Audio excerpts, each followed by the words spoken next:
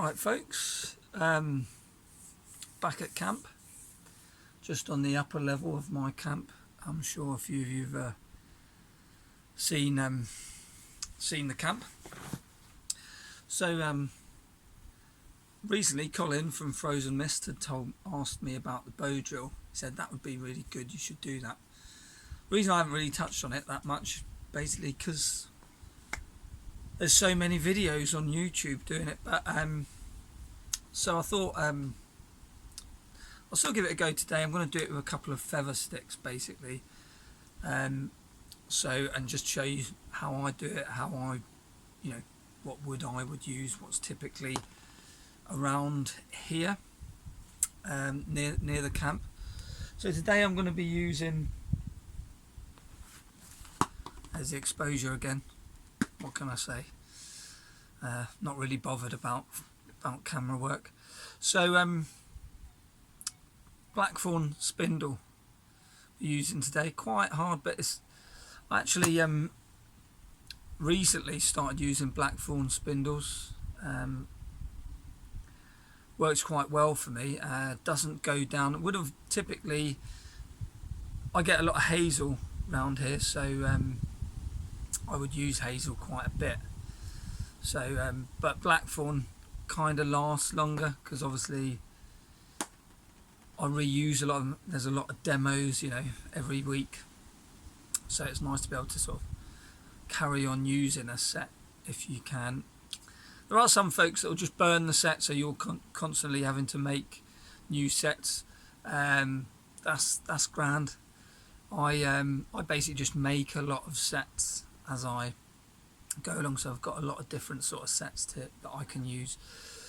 So yeah, Blackthorn hazel spindles, because they're quite nice and easy. You get them round straight away, so you don't have to do a massive amount of carving. So typically round here I used to get a lot of, well, on the other side of the woods I used to get a lot of sycamore, so I'd use sycamore spindle on a sycamore half fireboard. So I'd have to sort of make the sycamore spindle from almost like a square piece, or the other half of the split log. So generally speaking I try and get something round if I can. So today it's a Blackthorn spindle.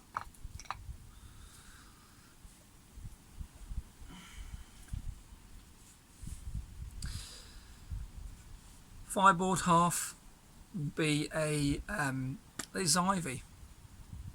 It's my favourite fireboard or half to use as ivy. Like I said before, there's tons of different material. Poplar, lime, sycamore, great for especially for fireboards. Other materials that folks use, yeah, sycamore. Hazel will work too. Willow, alder, elder, all those sort of woods is stuff that folks will use, and that comes out quite well. And then different countries, obviously in the States, different woods as well. So I actually find it, when I'm sort of running courses and whatnot, I'm not sort of going, depending on what sort of firecraft course it is, I won't go into too much depth to sort of overload people with the idea of those woods. It's generally I'm trying to get like a softish wood for the fireboard half, and then a little bit of a harder wood on the spindle. So or the same if I can get that. So that's what I'm using for that. Bow, again, that's more of a preference thing on the bow. I know some people like it more bowed, some people like it more straight. That's sort of mine. So just an arm's length is what I'm using there. And that is actually a bit of chainsaw cord, because that sort of lasts longer. Do natural cordage as well. Natural fibre cordage, so net oil, willow herb. We've used some bulrush in the past, and other types of natural fibres that we can find, different sort of barks as well.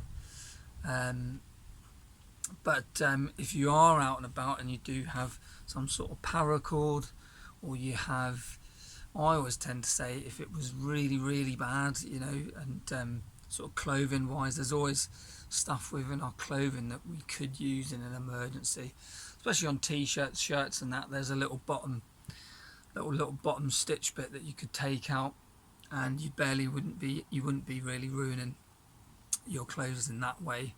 Obviously in a survival situation that's different, so you wouldn't really care about that sort of thing. Laces, all that sort of thing is great. I actually even used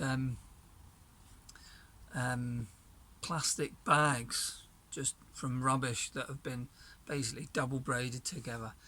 But generally speaking, I think it would be quite easy to fashion something for that. So that's the bow.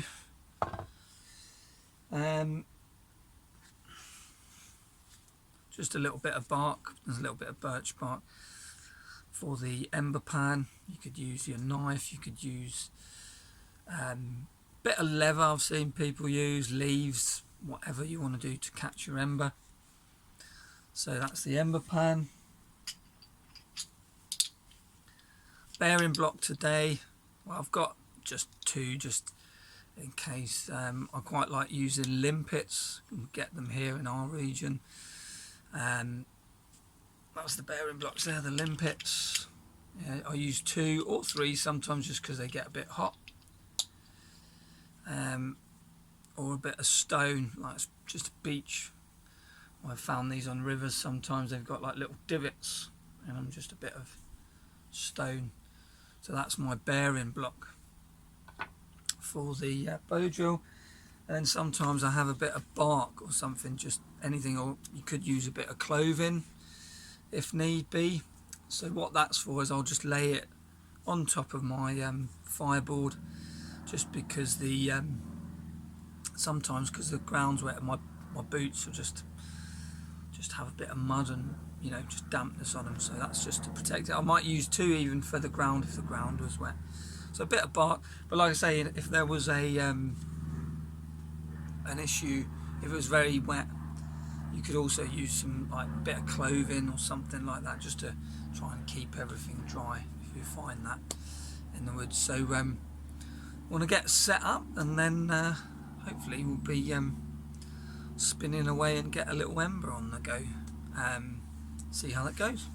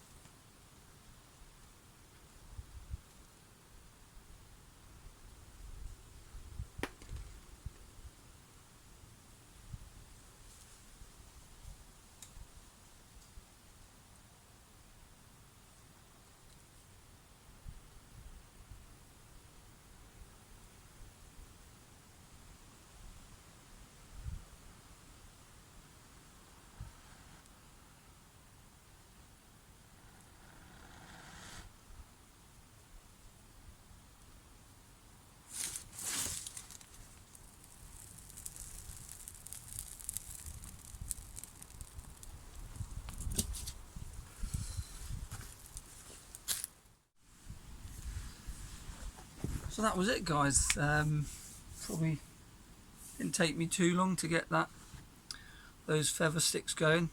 Feather sticks, obviously, they'll go up quite quick, and you need like your next fire lays really good and ready to go.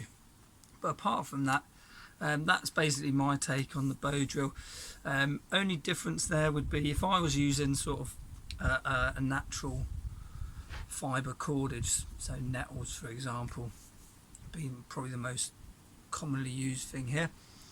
I wouldn't be bowing, I wouldn't be doing it so straight, because with paracord, chainsaw cord, or those synthetic cordage, the tops can rub together. It's not really, it's going to take a long time for that to wear through. With the natural fibre cordage, what I would try and do is just keep the bow at a slant, so that where the cordage goes round the spindle, it has a gap so it can't sort of rub against each other, just to make it last a bit longer. There's a few other good guys that actually demo that quite well, you know, like Instagram. You've got I think NW Primate over in the States.